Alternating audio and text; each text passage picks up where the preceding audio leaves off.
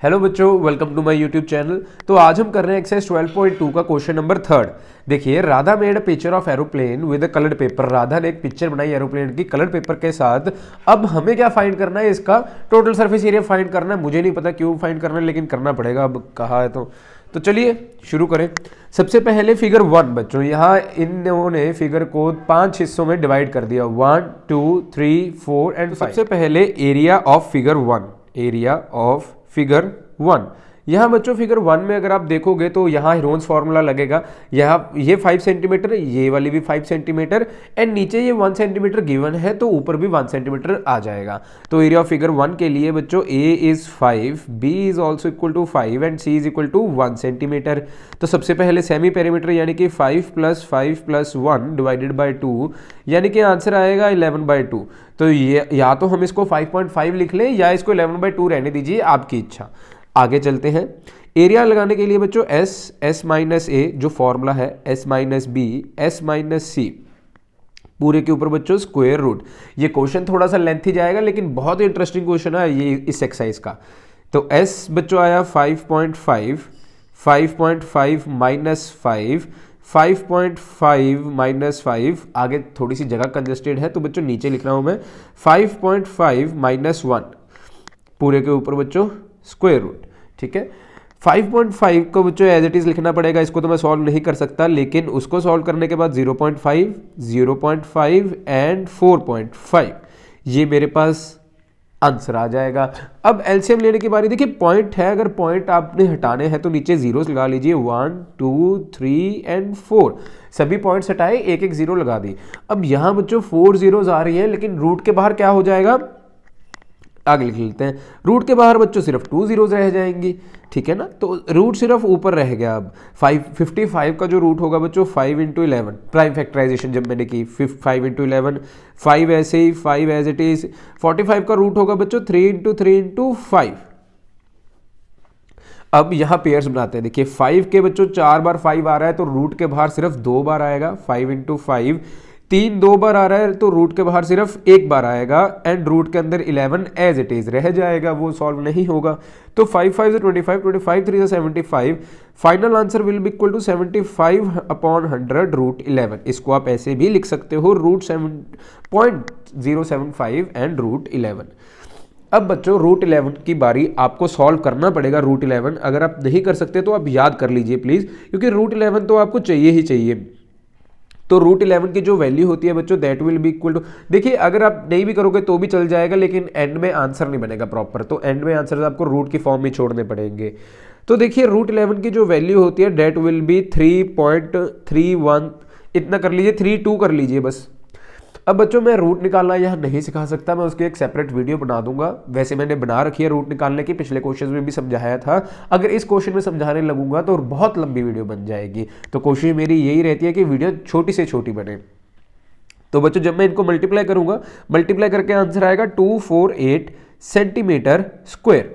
ये हमारे पहली फिगर का एरिया आया। अब हम चलते हैं सेकेंड फिगर की तरफ। Area of figure 2। जो बच्चों फिगर 2 है वो आपको दिख रही है, एक रेक्टेंगल है। देखिए यहां से लेके यहां तक एक रेक्टेंगल है, तो रेक्टेंगल का बच्चों एरिया क्या होता है, लेंथ इनटू ब्रेड्थ। जहां लेंथ आपको मालूम है 6.5 एंड ब्रेड्थ आपको मालूम है 1 सेंटीमीटर। तो 6.5 × 1 करेंगे तो हमारे पास 6.5 सेंटीमीटर स्क्वायर आ जाएगा। ये बच्चों सेकंड का आंसर आ गया, ये फर्स्ट का। अब चलते हैं थर्ड फिगर की तरफ। थर्ड फिगर बच्चों थोड़ी सी लेंथ ही जाएगी, कोई बात नहीं। चलिए थर्ड का एरिया निकालने के लिए मुझे दोबारा से उसके एक डायग्राम बनानी पड़ेगी छोटी सी, ताकि आपको ज़्यादा बेटर समझ में आ सके। ये देखिए सिर्फ मैं फिगर थर्ड की डायग्राम बना रहा हूँ, जैसा फिगर थर्ड दिख रही थी। फिगर थर्ड कुछ ऐसी थी, जहाँ बच्चों ये 2 सेंटीमीटर था and this is equal to 1 centimetre, this is equal to 1 centimetre and this is also equal to 1 centimetre given था ये सब। अब इसका एरिया कैसे निकालें? तो बच्चों इस फिगर को हमें 2 हिस्सों में डिवाइड करना पड़ेगा। तो वो ऐसे डिवाइड होगी बच्चों, यहां से एक इमेजिनरी लाइन खींचनी पड़ेगी आपको। अब ऊपर अगर 1 सेंटीमीटर है तो नीचे एक पैरेलल लाइन खींची मैंने, तो नीचे भी क्या आ जाएगा 1 सेंटीमीटर। अब बच्चों ये वाला हिस्सा एक पैरेललोग्राम का रूप ले चुका है, ये हिस्सा एक पैरेललोग्राम बन देखिए 1 सेंटीमीटर यहाँ है, टोटल 2 था, तो ये भी कितना हो जाएगा 1 सेंटीमीटर हो जाएगा। And this is also equal to 1 centimetre. तो ये तो हमारे पास एक इक्विलेटरल ट्राइंगल बन गया ना। इक्विलेटरल ट्राइंगल का एरिया मैंने आपको बताया था कि क्या होता है, √3/4 साइड स्क्वायर। तो इसका आंसर इजीली निकल जाएगा। लेकिन बात करते हैं अब पैरेललोग्राम की। पैरेललोग्राम का आंसर कैसे निकलेगा? पैरेललोग्राम का अगर आपको एरिया याद हो, that will be equal to base into height. Base बच्चों पता लग गया। देखिए बेस तो है हमारे पास 1 सेंटीमीटर, लेकिन हाइट क्या है? हाइट हमें फाइंड करनी पड़ेगी। जो ये हाइट होती है बच्चों, हाइट फाइंड करने का क्या तरीका है? हाइट फाइंड करने के लिए तो हमें बच्चों लगाना पड़ेगा पाइथागोरस थ्योरम, या हम लगा सकते हैं इक्विलेटरल ट्राइंगल का एरिया निकाल के वहां से हाइट निकाल सकते हैं। आपके पास दोनों तरीके हैं, तो चलिए देखिए कैसे करें। In parallelogram base is equal to 1 centimetre. अब हम इक्विलेटरल ट्राइंगल की बात करेंगे। देखिए area of equilateral triangle is equal to √3/4 side square. √3/4 side है बच्चों 1 स्क्वायर, तो आंसर आ जाएगा √3/4। ये हमारे पास एरिया आ जाएगा इक्विलेटरल ट्राइंगल का। लेकिन ये पूरी फिगर थर्ड का नहीं हुआ, पैरेललोग्राम बच गया। अब बच्चों यहाँ जो हाइट होगी और यहाँ जो हाइट होगी, दोनों हाइट तो सेम होगी ना, क्योंकि एक ही फिगर है। तो देखिए एरिया ऑफ इक्विलेटरल ट्राइंगल, हर एक ट्राइंगल में एक और फॉर्मूला भी लग सकता है, जो है half into base into height. वो वाला फॉर्मूला लगाऊंगा मैं इस ट्राइंगल के लिए। लेकिन इस ट्राइंगल का एरिया तो हमें मालूम है कितना आया, √3/4। बेस कितना है बच्चों इस ट्राइंगल का? 1 centimetre. Half into 1 into height हमें मालूम नहीं, ये हाइट हमें नहीं मालूम, √3/4। अब यहाँ बच्चों 2 डिवाइड में वहां जाके मल्टीप्लाई, 1 मल्टीप्लाई में वहां जाके डिवाइड, तो हाइट जो आ जाएगी बच्चों that will be equal to √3/4 into 2। तो ये कटिंग होके हमारे पास आंसर बचेगा √3/2। तो देखिए इसका आंसर निकालने की हम कोशिश करते हैं।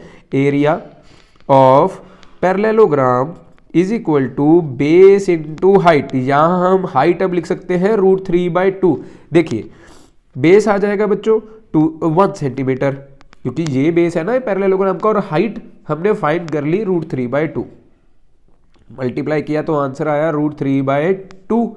अब पूरी थर्ड फिगर का निकालने के लिए पैरेललोग्राम प्लस ट्राइंगल को हमें प्लस करना पड़ेगा। यहां सेंटीमीटर स्क्वायर डाल लीजिएगा, कोई बात नहीं। अभी हमने फाइनल आंसर निकाला थर्ड फिगर का। एरिया ऑफ फिगर 3 थोड़ा सा लेंथी है क्वेश्चन, लेकिन बहुत ही मजेदार क्वेश्चन है। Area of figure 3 will be equal to √3/4 plus √3/2। पहले एलसीएम ले लीजिए, 4 एलसीएम आएगा, तो यहां बन जाएगा 2√3। Final answer will be equal to 3√3/4। अब 3√3 की बच्चे √3 की वैल्यू आपको याद होनी चाहिए, that will be equal to 1.71/4। इनको मल्टीप्लाई करके देखते हैं क्या आंसर बनेगा। 4 1 4 4 7 सॉरी 3 1 3 एंड 3 7 21, 3 1 3 थे 5, 5.31 डिवाइडेड बाय 4। तो final answer will be equal to 1.03 centimetre square something. ये हमारे पास आया एरिया ऑफ फिगर 3। तो बच्चों इसी के साथ एरिया ऑफ फिगर 3 भी आ गई, 1 भी आ गई, 2 भी आ गई। अब हम चलते हैं हमारे ओरिजिनल क्वेश्चन जो था ये। अब बच्चों एरिया ऑफ 1, 2 एंड 3 होगा। 4 एंड 5 फिगर्स आर सेम, तो इनका एरिया निकालना बहुत ईजी है। अभी हम देखते कर देते हैं। देखिए